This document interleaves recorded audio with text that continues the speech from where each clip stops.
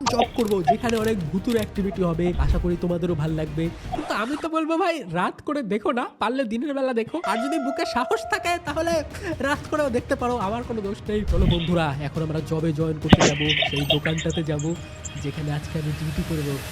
চলো।